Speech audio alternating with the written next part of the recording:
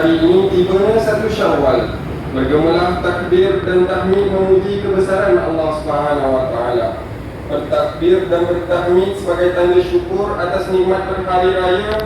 Firman Allah Subhanahu wa taala dalam surah Al-Baqarah ayat 185 yang telah dibacakan di awal khutbah bermaksud. Dengan khutbah raya, aku pakai Cloud9 Note Pin S ni. Dia ada handband macam ni.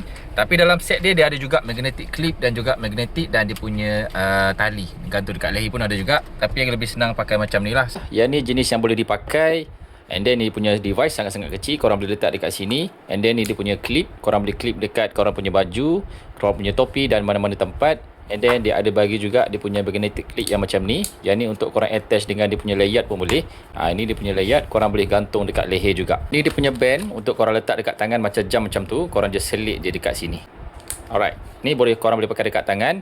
Dan yang ni dia punya kabel untuk charge. Dan ini dia punya station untuk charge dia, magnetik sahaja. Untuk data-data yang korang dah rakam, macam meeting, perbualan dengan orang, khutbah apa semua, korang boleh access balik dekat sini. Okay, ini salah satu contoh masa khutbah raya hari tu. Aku dah rakamkan dia punya audio device lah, audio file, nampak? Dia akan rakam audio dulu. Aku dengan sumber speaker tu agak jauh, tapi dia boleh capture.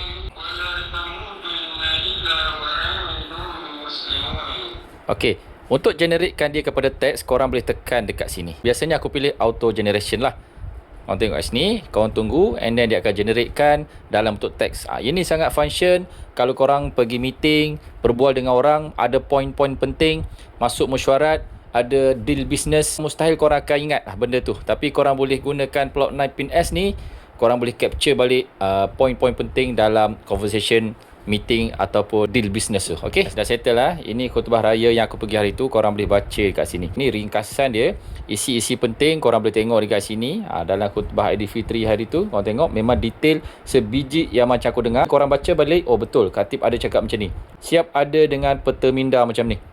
Bagus kan? So kalau nak buat ringkasan lagi senang. Setengah orang suka baca peta minda, nampak? Kat sini ada poin-poin penting juga, nampak ni? Ringkasan, isi-isi penting, soalan, tugasan ada dekat sini guys. Memang padu. Dan dia boleh capture dengan sangat-sangat detail lah. Ini dia punya voice tadi yang kita dah convertkan, nampak isi-isi penting ni. Ni minit-minit mesyuarat. Contoh kalau minit-minit mesyuarat ni sangat function lah. Minit ke berapa, nampak tu? Poin-poin yang dikeluarkan. Nampak ini transkrip dia. Dan siap boleh capture sekali dengan ayat-ayat Al-Quran, nampak?